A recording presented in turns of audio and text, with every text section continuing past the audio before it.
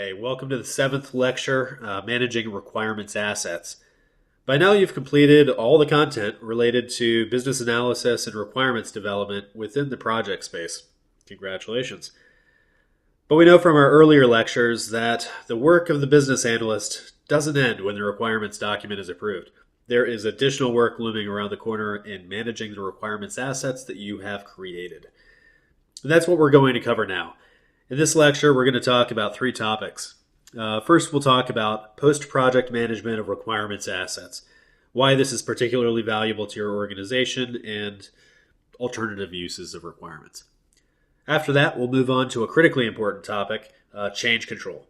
We'll talk about what it is, how to manage the process, and some possible challenges you might need to overcome. And after that, we'll wrap up the lecture with a quick overview of business analysis tools commonly available in organizations today. I guess the key question when we're looking at why it's important to manage requirement assets is, well, what are they used for? After the project is done and the requirements have been implemented into a product and the product is released, well, what are they used for? Well, actually a lot of things. The first thing that comes to mind is that requirements are used for product and process training. This doesn't mean that the requirements are handed to users.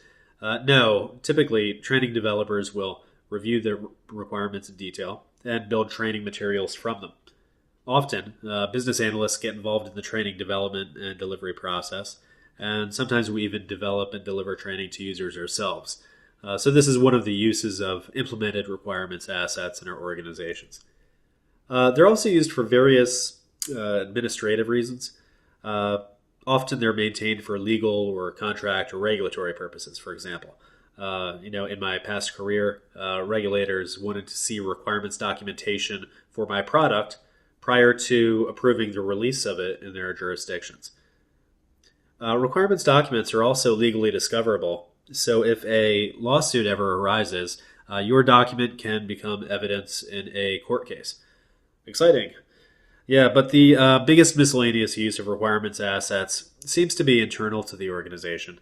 And that's just using requirements as a record of how the product works to answer various questions that might come from management or users or customers.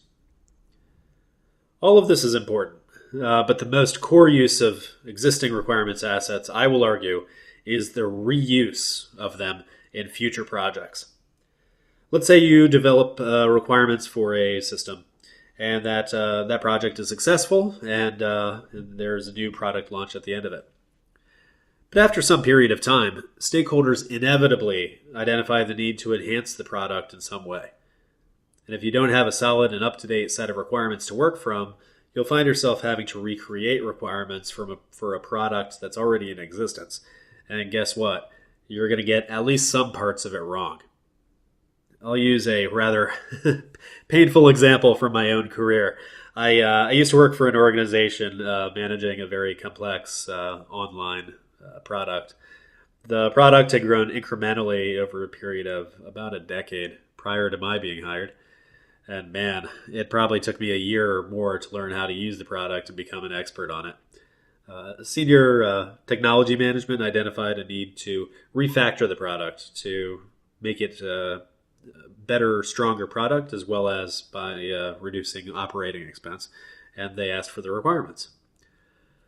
Fortunately, we had a lot of requirements assets for it, but the assets were in the form of probably 50 or so large requirements documents and hundreds of change requests. And, we hadn't really managed the requirements archive very effectively. So in order to give the development team a solid set of requirements to rewrite the system with, we had to rewrite the requirements from a collection of again hundreds of documents. And those documents very often contradicted each other. So in order to overcome the mess, I had to hire a team of 6 business analysts for about 4 months, and that cost the organization quite a lot of money. If we had had a solid base of requirements assets, that wouldn't have been necessary. So this is an important lesson to learn.